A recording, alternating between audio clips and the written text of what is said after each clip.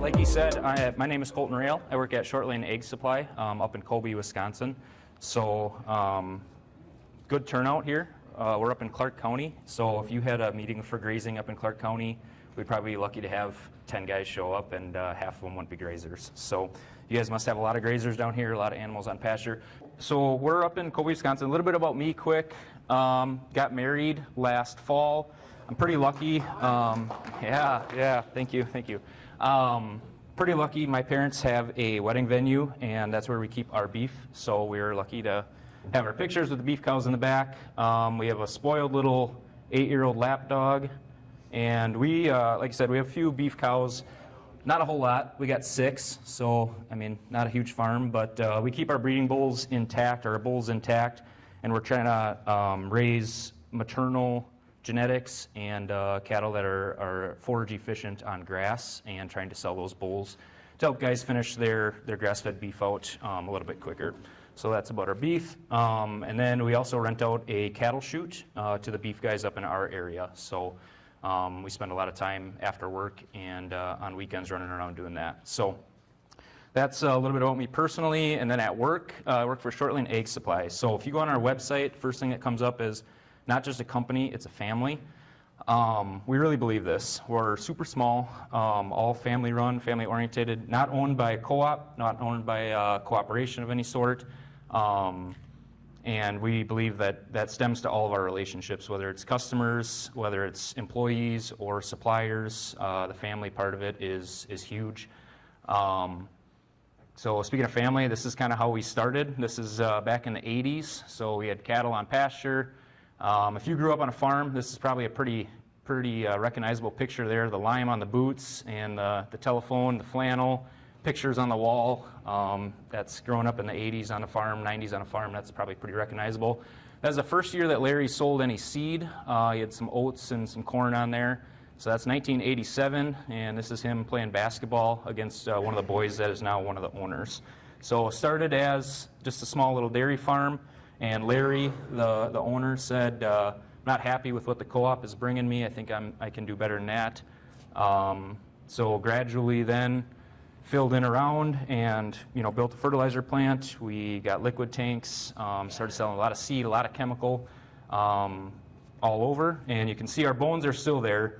The house is still there. The barn is still there. We've updated a lot of things, but that's a reminder there with that barn every day when you come in that who we serve, where we started. We're not that far off from that, and we try and remember that when we're out talking to guys. That family is the most important thing. Farming is a relationship business, and that's the business that we're in, is the relationship side of it, and trying to help guys stay profitable. So we've been fortunate enough. I guess my Wisconsin outline didn't show up there, but we were fortunate enough to put a Mishicot location in. That's over by Green Bay, Pigeon Falls location. So for you guys over here, Pigeon Falls is probably a lot closer than Colby, I would guess. And then just recently, we are adding a Baldwin location. So any of the guys north of over here, you'd be able to go up to Baldwin. So the headquartered location in Colby is the only one where we do fertilizer and spraying and stuff like that on a custom basis. The other locations are all direct loads and then just sales with a warehouse type of deal. So that's a little bit about Short Lane. Why I'm here, fertility as it relates to pastures. I kind of laughed when Mary first asked me to talk about fertility. I thought, well, that'll be easy. It's a 5-minute conversation. You put some potash out there, you put some AMS out there, and that'll be it. But I forget, I deal with this stuff every single day. We talk about it every day, but I should get into the why of why we do things. So it's easy to say, you should put out there 100 pounds of potash a year, you should put out there some AMS, but some guys might be saying, well, why are we doing that? What is potash? Why is it important type of thing? Why are you asking me to spend money on my farm when I could be spending it on other things? So today I kind of want to cover understanding of fertilizer analysis, and obviously we talked a little bit about that already today. Crop removal, soil sampling, some general recs if you just showed up in the office and were just like, hey, I don't have soil tests, just give me some general recommendations. Specific recommendations, if you bring in all the information, kind of how we can help you get something specific for your farm. And then if we have time, other considerations, questions and answers, and I believe possibly a panel later today depending on what we got for time. So that's kind of an itinerary for this. All right, so what is a fertilizer analysis? What does 101230-6 mean? So who knows what 101230 means, what kind of fertilizers it makes up, and what 200 pounds to the acres is going to get you? Does anybody know what the number one ingredient in 101230 is? Shout it out. Nitrogen? Incorrect, but close. It's the first one, the 10, but it's not the most potent ingredient. The most potent one is potash. So when you guys come in, you might be like, okay, so you told me to put 51442 out there. You told me to put 101230 out there, triple 19, but what is that actually, like, what is it comprised of, right? So it's comprised of, like this blend right here is comprised of AMS, DAP, and potash, and it's going to cost you about $52 an acre at that rate. Okay. Cool, interesting. Why does, what is potash, what is DAP, what does that actually do for me on my farm, and why do I need it? So, 10-12-30, NPK. So the first one is NPK, and then you always have your micronutrients on the end. So when we put those blends together, we start with nitrogen. It's essential for color and growth and for photosynthesis. So when you're looking at analysis, all these have little nicknames, but they also have the four numbers that come with it. That first number is always going to be your nitrogen content. So we talked a lot today about nitrogen already, how important that is for your pastures, how important that is for grass and everything else.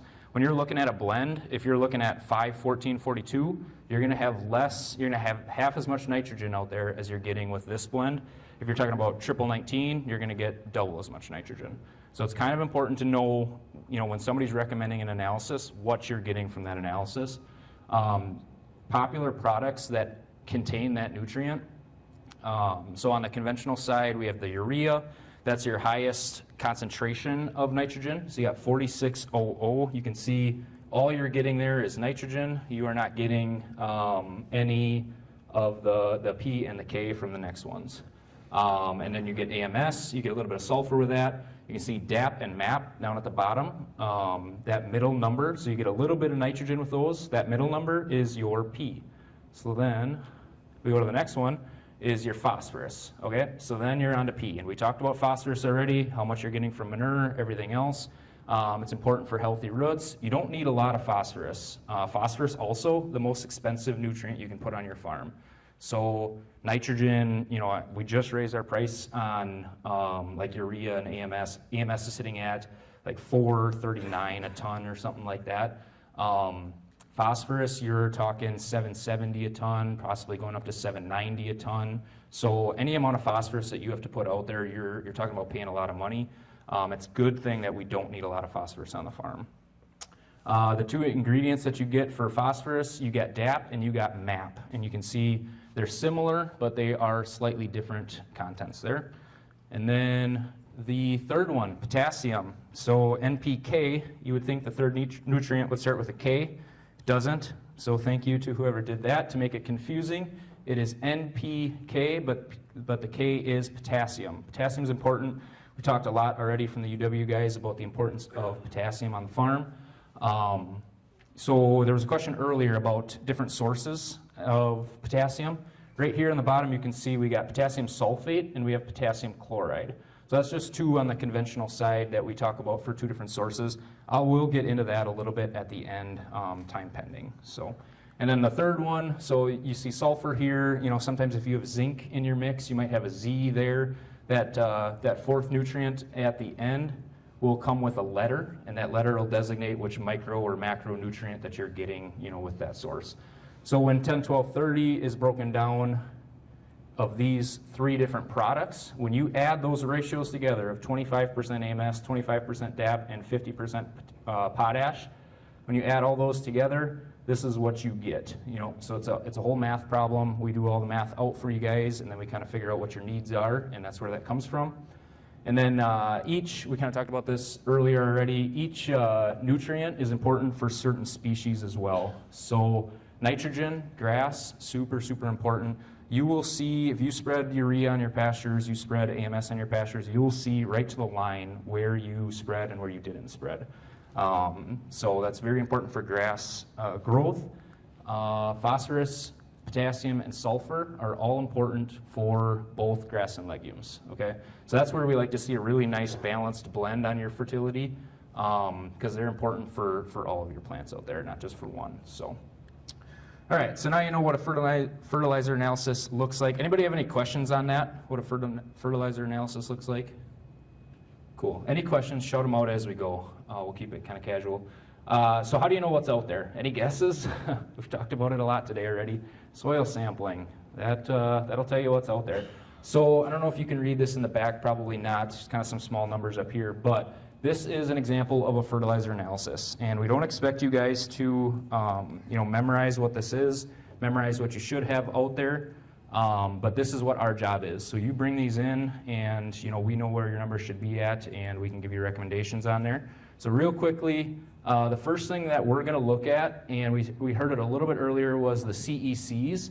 CECs are important because CEC stands for cation exchange capacity, and basically, layman's terms, stands for the clay content in your soil. Clay ties up nutrients, so the less clay you have, the lower this number will be. If you're at a 2 or a 3, you're on sandy ground, and if you put out 300 pounds of fertilizer, you might get 100 pounds that's actually going to stick around and go into your soil. If you're at a 25, so you use super heavy, super clay soils, you could put out 400 pounds of potash, and you might have 100 that actually becomes plant available. 300 of it might be tied up with the clay content. So we're super fortunate, at least where we're at, and probably down here, you guys are floating between 8 and 14, 15 CECs. Nothing you can really do about that number, so what you have is what you have to work with.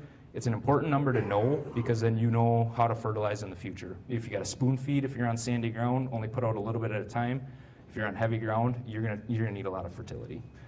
So then you jump to pH. If you haven't caught on today yet, pH is very important. So I got a range up here, 6.2 to 7 is kind of where I like to see that. The phosphorus, so 20 to 40 is kind of the range that I'll look at. So that kind of depends too. So I won't get too worried until you're down into the 15s before I really want to start applying phosphorus. That being said, row crop guys, UW guys aren't going to like to hear this. With the guys that are raising 250 to 300 bushel corn, almost always have 50 parts per million or higher, 40 parts per million or higher. UW doesn't like to hear that. I know that. We sell fertilizer, but also we see a lot of soil tests, and we see what guys' soil tests look like that are growing really big crops. High phosphorus paired with high potassium. So my goal for potassium is 140. Usually those 250, 300 bushel guys are actually at 200, 250, 300 parts per million. So high amounts of fertility to get that, but it's not pasture situations. If you're 15 to 20 to 25, you're growing a really good crop out there. So you can see this guy's soil test looks really, really good. He's hitting all my check marks. So we're at 7, we're at 50, so he's a little high on P, but he's good. 140 on the K. So that's your parts per million, which basically tells you kind of pounds per acre, what's out in the field as far as what's actually there. And then on the side over here, let me get that out of the way, is base saturation. So don't just pull the cheapest soil tests that you can get, because all they're going to give you is your P and your K over here with your pH. If you want really good recommendations, we kind of need to see this base saturation. Base saturation is going to tell you, it's a math equation of your CECs, so your clay content, your pH, and then it does a math out with your parts per million to tell you how much of this parts per million is actually going to be taken up by a plant. That's important. You can see it's out of 100%. So as your pH drops, and this 7.1 goes down to a 6.0 and a 5.0, you will see this hydrogen percentage go up, and it will no longer be out of 100%.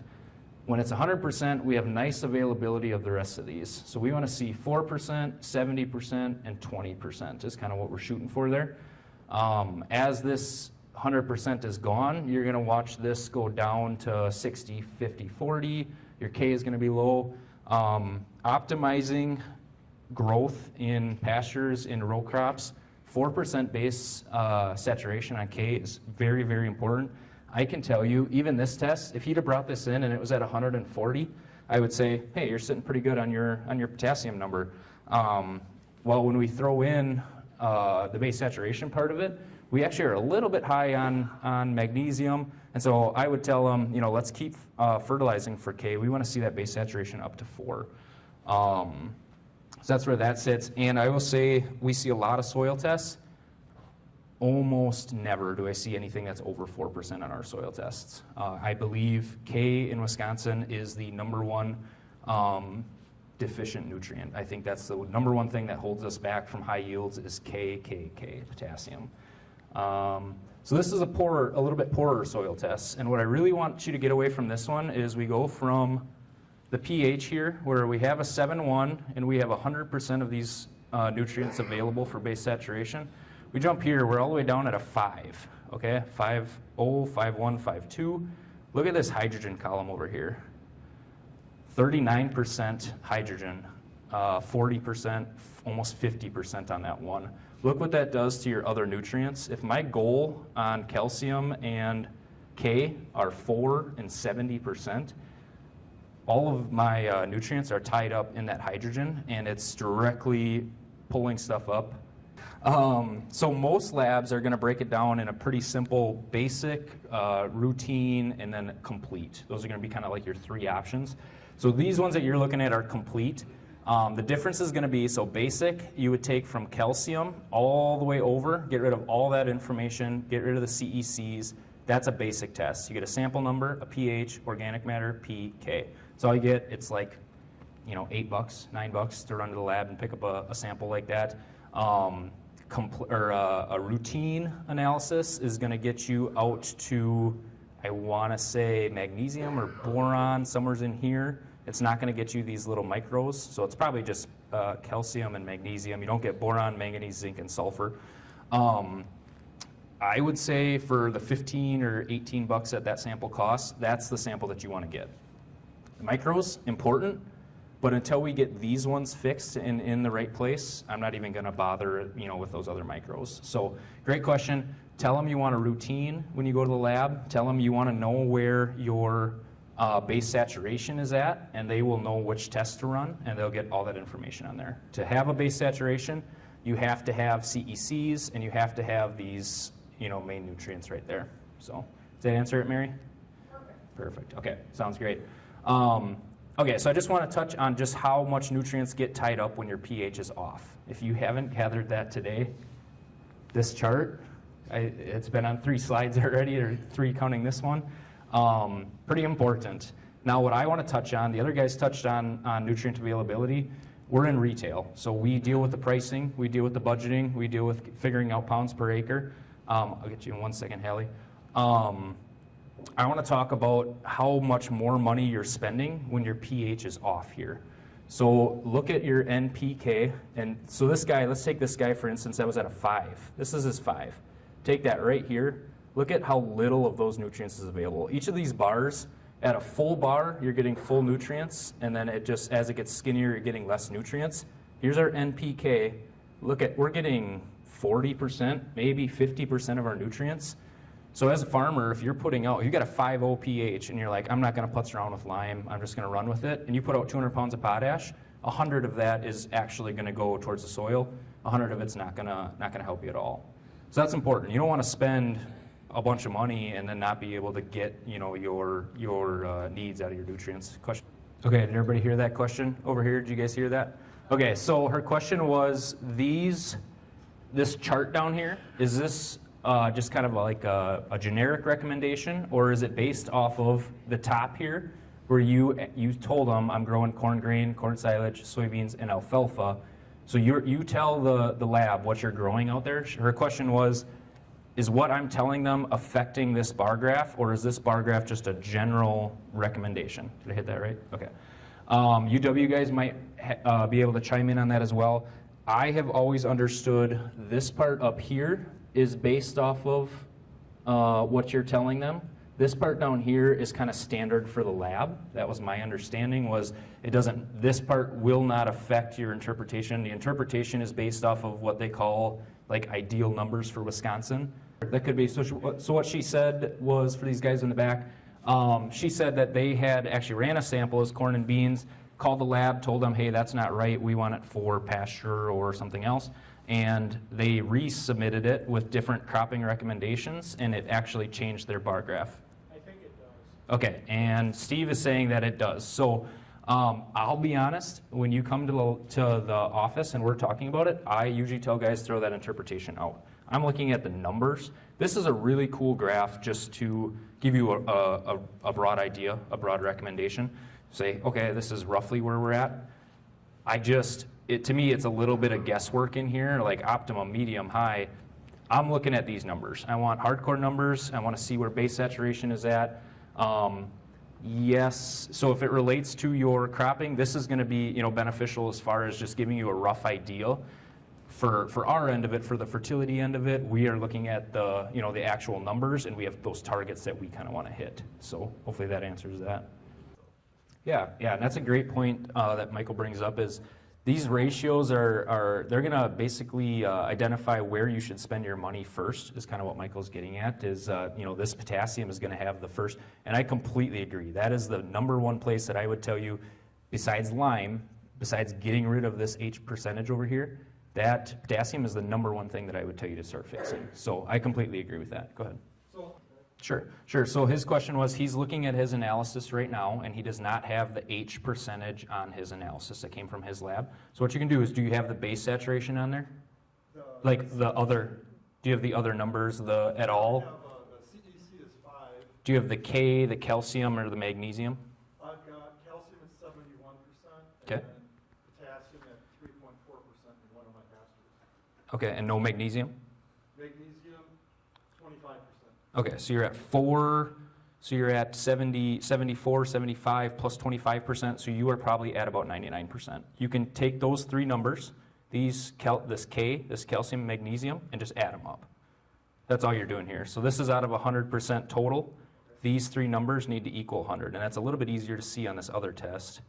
Here, this would be really similar to your test, right? 25, 71, 3.5 or something like that, you said?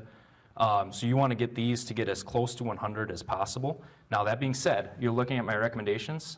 I have 94% there because we talked earlier about pH and how sometimes it's not super feasible to always be at a 7.0 pH. So I'm going to give you that flexibility to go down to like a 6.2, 6.3, 6.4. That's going to eat up about 6% to 8% of your base saturation. That gives you a little bit of flexibility with these numbers. So our goals are not. Our targets are not, necessarily only for 7.0, pHs. It gives you that flexibility to go down to a 6.2, 6.3. Does that make sense? If you had a really low pH, which you're missing the hydrogen column, but if your soil test showed 1.7, 338, and 20, that's only going to equal 60% right there. Okay. So what is your pH? Is it 6.9, 7.0, 6.7? Okay. Yeah, and you're about 3%. On the hydrogen, we kind of figured, right, you're about 3% short when you add up those other three numbers. Oh, okay. So you're really close at a 6.7, and that's going to vary, as you go to different soils. So different soils, a 6.7 might be optimum for these nutrients. Different soils, a 7.1 might be more optimum. Different soils, a 6.5 might be optimum. So that's your pH is going to vary a little bit there.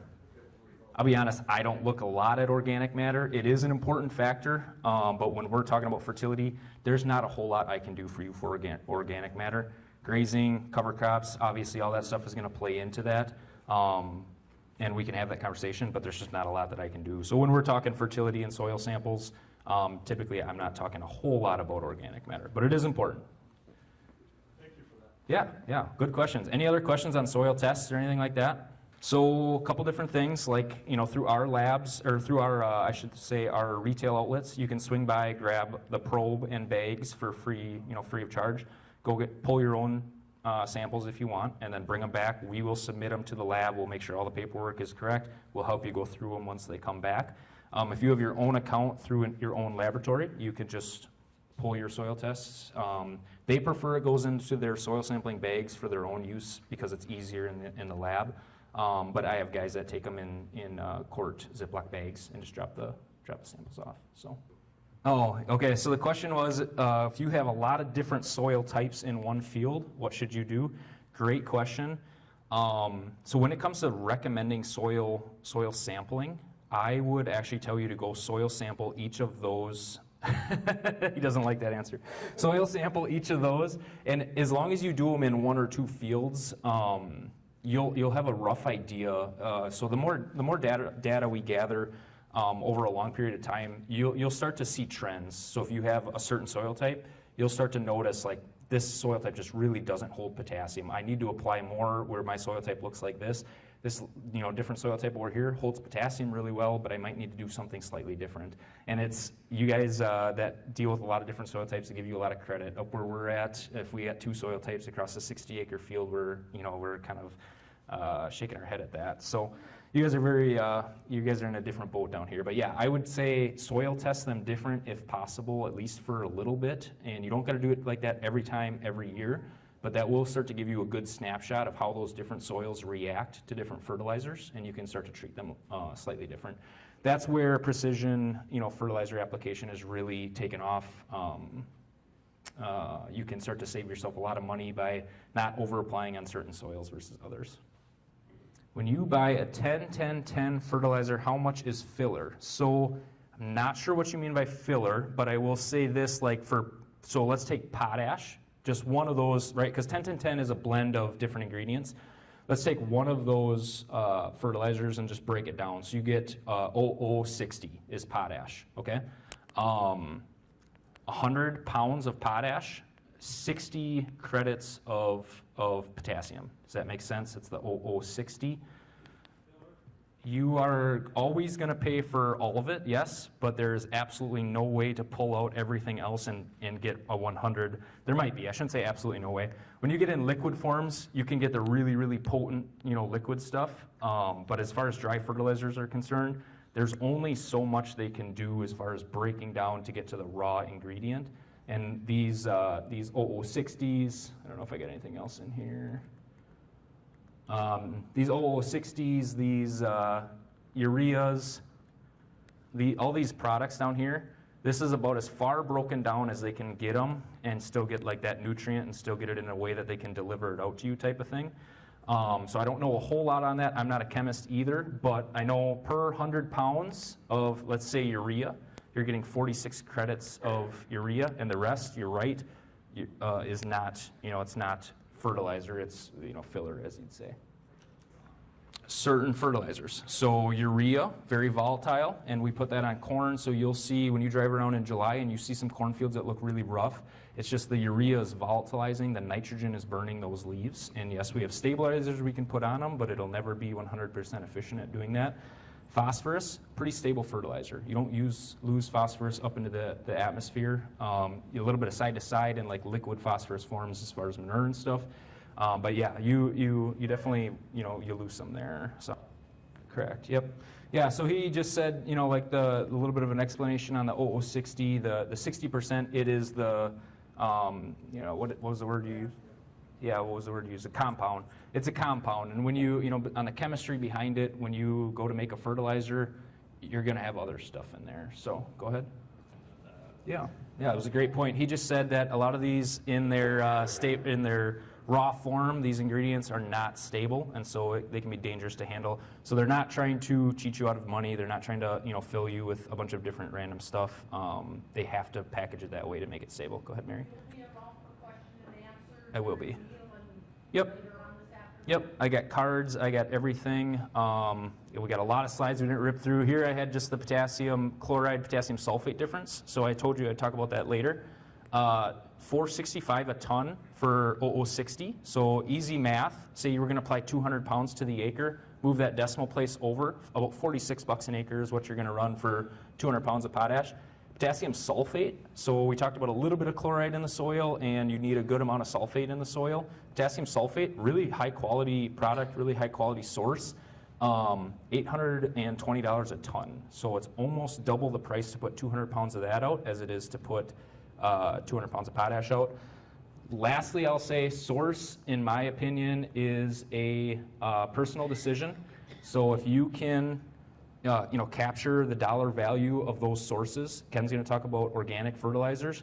1,000%. There is no right, wrong, or otherwise way to do fertility. If you can capture a more expensive fertilizer on the backside and make it pay for itself, 1,000%. It's a personal decision.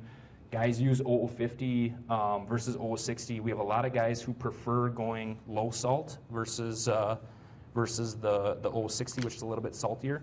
It's a preference thing, and it's a pocketbook.